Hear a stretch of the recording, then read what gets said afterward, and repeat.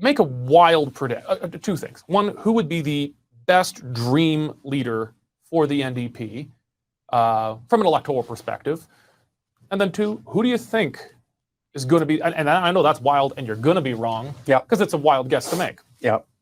So I guess I'll start by pushing back a little bit on the way you've categorized them. So full disclosure, I worked for Shannon Phillips, not directly, but in the government of Alberta in her climate change office. Mm-hmm. I don't think she's on the left flank. Well, I know she's not the furthest left. Like she was the finance critic.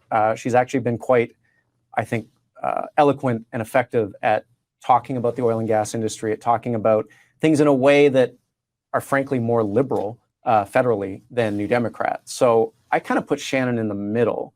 I'm not sure she wants it, but I think having someone outside of Edmonton would be a great idea. Nenshi is sort of like the wet dream that progressives in Calgary have had for a long time. If we could just get Nenshi running the party, it would be amazing. And I think he would be a good leader. I don't think the NDP would ever accept him. He would be rejected by that party the same way if you just tried to put a different species' organ inside a human being. The body would not take to it. New Democrats are, for better or worse, I think, very loyal and very attentive to loyalty. And so if they do not believe that you have been in the party long enough, if you've not paid your dues, if you have not served, they are not particularly interested in serving you. So I think that's one of the problems with the Nenshi name. I also think he's perfect for municipal politics because he can kind of go back and forth. He's not ideologically hemmed in on any one issue. I'm not sure that he would like provincial politics as much as he likes municipal politics, but I'm also not sure he would be good in more of the team-based politics of a Westminster system where he has to, as mayor, he speaks for himself. And he can try to corral council around. But I feel like he'd have a hard time with caucus management. 100%. I think he would be impatient in the same way that Pierre Trudeau was impatient with his caucus members. I think it's the same vibe, and I respect the vibe.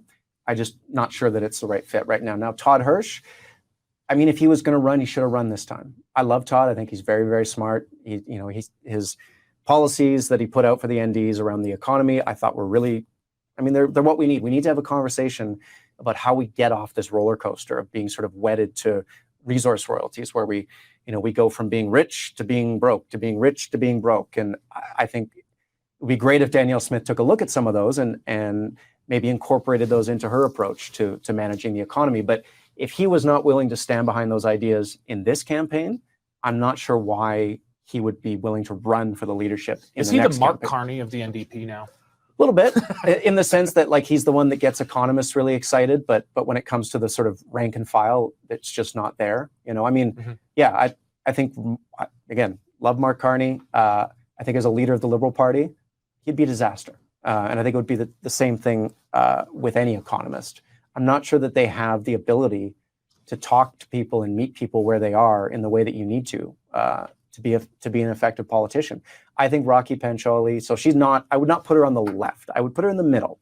Middle of the NDP? Yeah, of the NDP, which, admittedly for your viewers is, to the left of the Communist Party. But,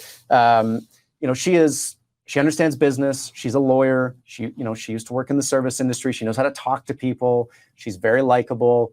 She's not ideological. She's from South Edmonton, so not from that sort of more urban kind of progressive Edmonton.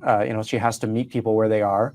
I've seen her talking to people in Calgary. She speaks the language down here.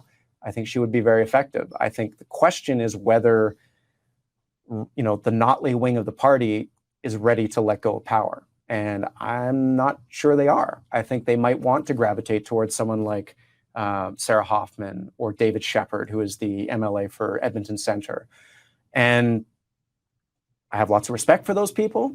I think that would be kind of disastrous.